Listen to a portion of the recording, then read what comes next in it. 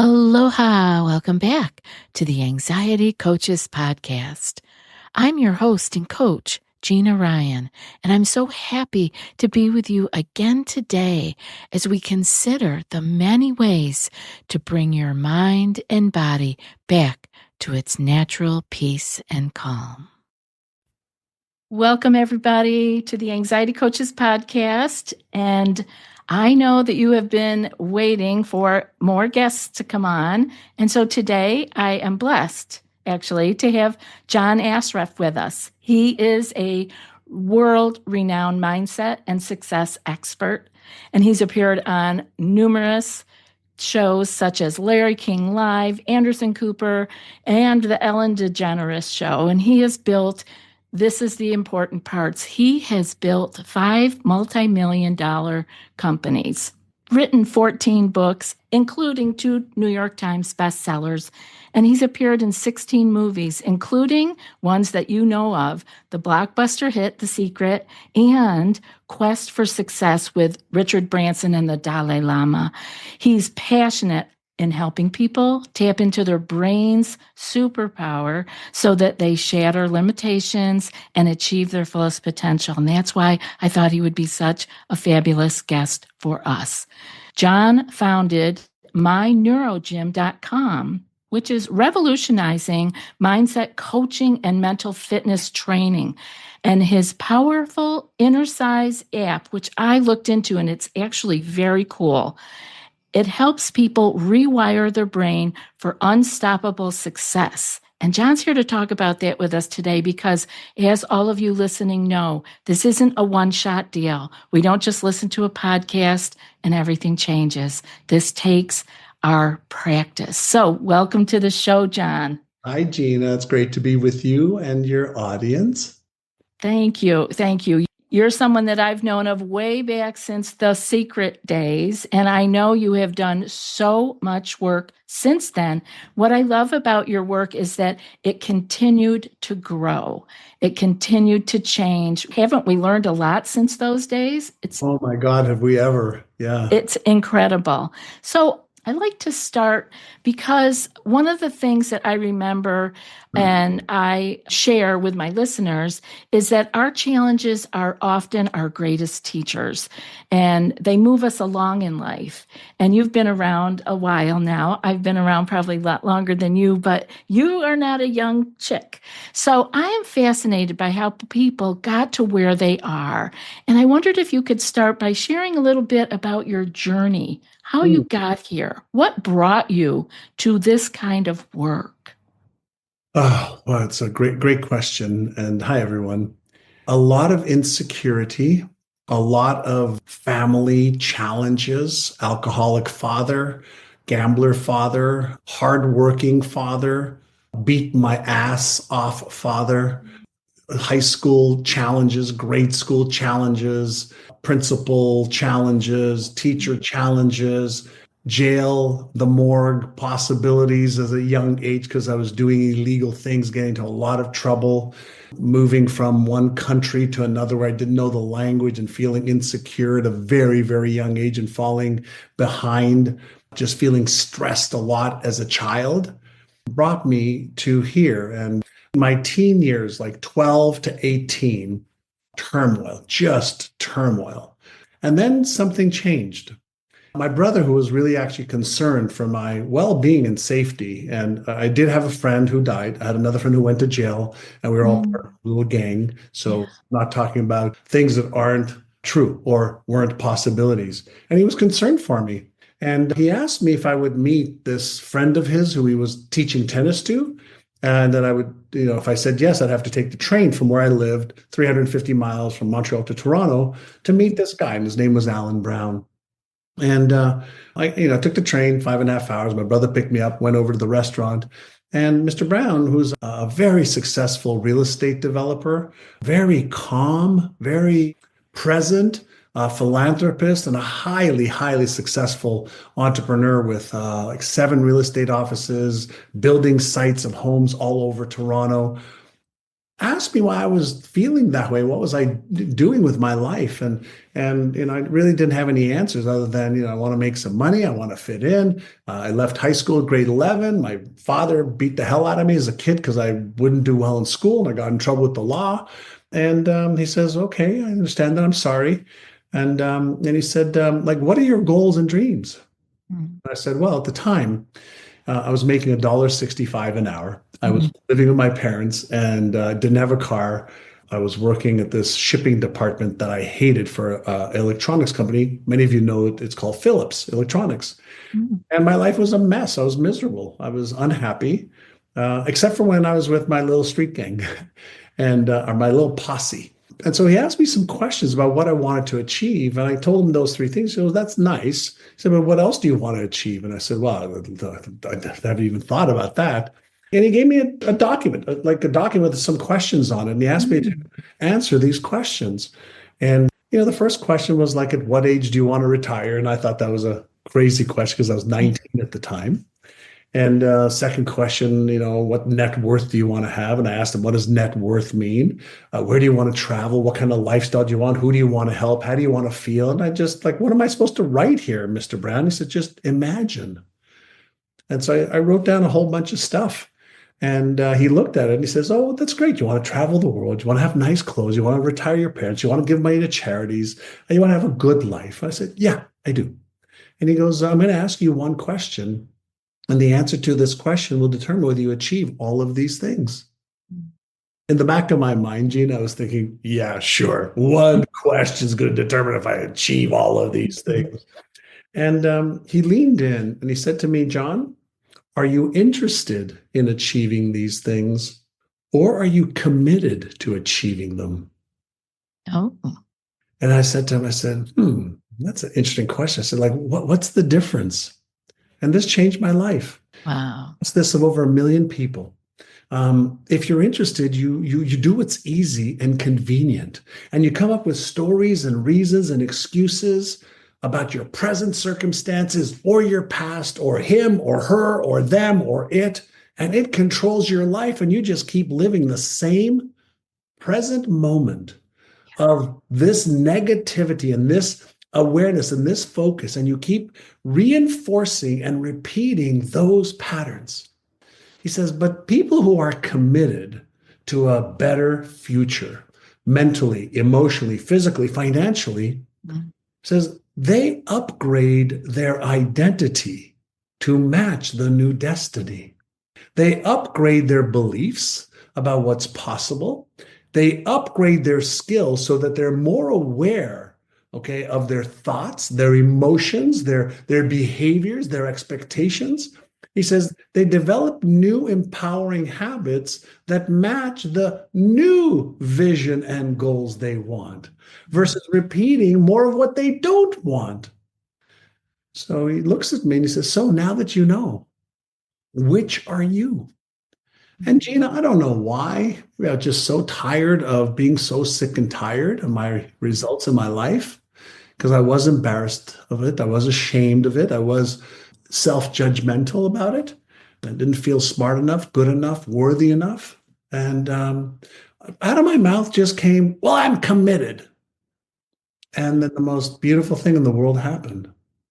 He reached out his hand and he says to me, "In that case, I will be your mentor." And I said, "Wow, thank you, Mr. Brown. What's a mentor?" And he taught me what a mentor was. And that was the beginning of the shift, as I like to call it. Mm. Um, because as soon as I said I was committed, I had to like be and think and feel and do the things in alignment with being committed. That Mhm. was hard because I didn't know how. But he showed me how to manage my awareness. He showed me how to change my self talk. He showed me how to be able to manage my emotions no differently than a Hollywood actor or actress can change their emotions on a dime. with one instruction. Be happy, be sad, be fearful, be anxious, be stressed out. Don't be stressed out, laugh. And he said, you can learn how to do that so you're not a victim of the disempowering, negative, destructive thoughts or emotions or conditions. And so I started to learn. I started to see the world differently, but more importantly, I started to see me differently. Yeah. And as soon as I got a little taste of what's possible, this is 45 years ago, Yeah. right? I just couldn't stop. And I've been, behavioral neuroscience researcher now for many, many, many years, specializing in neuroscience and neuropsychology and understanding what's going on in my head, what's going on in your head, in her head, in his head, in their head. Because one of the things I learned, maybe we can jump off from this one, is every brain functionally works the same. Mm. My brain, your brain, a person listening's brain who's 30 or 80, her brain works the same as my brain. Now, here's what I discovered. Some people don't know how their brain works, part one. Part two, some people don't have the skills yet to achieve what they want to achieve, even though it's achievable. Yeah. And so in my research and study and writing and being in movies, I share the research. I share what we've discovered. I've shared what I've discovered. I've shared what I've, shared with, I don't know, what a million students now over the last 25 years or so. We've had people who are depressed, not be depressed anymore. People who have been anxious, stressed beyond belief, traumatized once, twice, 5 times for years, borderline hypertension. I mean, everything. Yeah. And by shifting what's going on inside, Yeah. we're able to shift what's happening outside. So Now, do you think, John, that some of that comes first from, this is something I ask my clients that I work with, do they believe that they can be different? Because some people actually do not. of course, some people believe they do not because they have evidence to the contrary, right? So beliefs will drive our behavior, but beliefs, good ones, bad ones, constructive ones or destructive ones, they're the lens by which we see the world. And we have to behave in alignment with our beliefs. But let's go a little bit beyond that. And let's ask any human, like I've worked with a lot of people, and anybody ask this one question. Ready? Were you born with any beliefs at all? When you were born? No, none at all. Oh, and that's for every human. There's been about 108 billion humans that have walked on this planet since the beginning of time. And not one human was born with one belief. Part one. Part two. What is a belief in the brain? Like, what is it? Like most people, if I ask most people, I don't care if you're a doctor, a lawyer, a homemaker, employed, unemployed, retired, 15 years old or 55 years old, doesn't matter. I ask, explain to me, what is a belief in the brain and where are yours? They can't find them. Well, they can't find them. They can't tell me where they are. But they also can't tell me the two different types of beliefs or how they develop all the beliefs that they have. Well, let's open that up, John. Tell us the two types of beliefs. Well, there's one type of belief is called a declarative belief. And it's a belief that I can declare. I said, yeah, I deserve to be happy. I believe that. I am capable of achieving my goals, right? Or, another belief is I'm not capable of achieving my goals. I can declare that. Right. But a non-declarative belief is one that's beneath the surface that is part of our subconscious mind. Yeah. And it could be a belief that, I deeply feel like I am not worthy or I don't deserve it or I'm not smart enough or good enough or worthy enough to have X, be X, let go of X, do X, experience Y, whatever the case might be.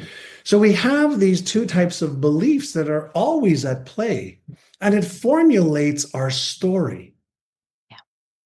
And then our story is what sets up our expectations. But our story, combined with our beliefs, also is the lens by which my brain makes sense of the world. So my brain looks for the matches, the evidence to keep me saying that what I believe is actually true. Yeah. Now, the question really becomes is in the brain, what is a belief? And I want everybody to have this, maybe this visual, since I know a lot of people will be listening to this, right? Yes. Imagine that, you think of, brain cells, and in the brain, when we're born, there's about 100 billion of them. Mm. And the average brain cell, or marble, as I like to call them, makes about 7,000 connections to other brain cells in most of the brain. But another part of the brain makes about 100,000 connections. It's part of the cerebellum. And so the connections that we make, right, we develop these beliefs when we hear our mother or father or sister or brother or teacher or the TV show we're watching or the book that we're reading, share something that's a belief. It's really hard to overcome stress. You hear or see a mother or father or sibling feeling anxious, when the TV goes on, or somebody walks in the room, or they're hangry, and it makes them anxious or stressed out. And so we start to associate what they say, what they're experiencing, with what reality is. So we can formulate these neural connections or patterns. And the way that our brain works is like this. Let's say I taught everybody here a sentence in Chinese, and we practiced it for a minute. You'd activate those brain cells. Those brain cells will make connections as you were learning the sentence, and you might be able to repeat it while we're experiencing and talking about it right now. But if I asked you to repeat that sentence, 4 weeks from now, you're not going to remember it. Why? Right. Because you initially fired those neurons, they wired together, but they wired in short-term memory for now. But long-term memory, implicit beliefs or implicit sentences, require spaced repetition with emotion and experience. So every belief that you and I have, started obviously when we were born. We developed, what do we believe about ourselves? Are we good enough, worthy enough, smart enough, deserving enough? What did our teachers say about us? What did our brother or sister or mother or father say about us? What did they say when we didn't do well in school? What did they say when we did well in school, but it's not good enough? You could do better. So we develop these mental constructs or patterns, like a software, on your cell phone, or a software on your computer, a software that runs your car. We develop these belief patterns in the brain, and those become our software. Now, most of the software isn't the truth. Yeah. The beliefs are not the truth. They're my beliefs. They're my truth. Because I have evidence either from my mother, my father. When I couldn't ask why, how come, is that true? Is it always true, right? And so we didn't have what's called the questioning or deductive reasoning abilities to question those beliefs. Right. Now, And it wasn't safe to do that either. That would not have been safe. So I'll give you an example. Everybody finish this sentence, okay? We are all creatures of habit. Oh, how did you know that? I was thinking that. How did you know that? Yeah. You heard it 500 times. Money is the root of all evil. Evil. Oh my God, how did you know that? Right? There's all these sayings that we heard, even though, for example, in the Bible, and I'm not religious, it never even says that in the Bible. It says the love of money is the root of all evil, and it got misconstrued into this myth that money is the root of all evil. Money is no more the root of all evil than your pen is. You can take your pen and poke it in somebody's eye and kill them, or you can take a pen and write them a beautiful poem. Exactly. So when we John, I want to ask you, before we get too far gone with that, is there somewhere, so what do we do with that we've built this up? We've got this belief system. It may not be true. Most of it probably is not, but we believe it. Now, where does the neuroscience come in all the work that you've done? What point do we have that awakening? Is that through awareness? Where do we get that first little burst of, I might be able to do something different, even though I feel all this right now?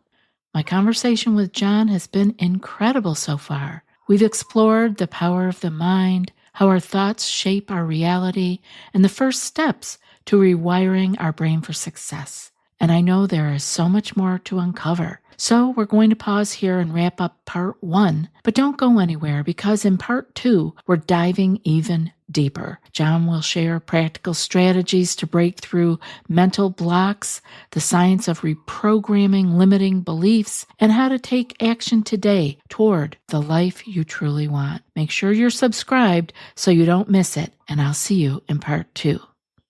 I'll be back in a few more days with another podcast. Until then, be well and aloha.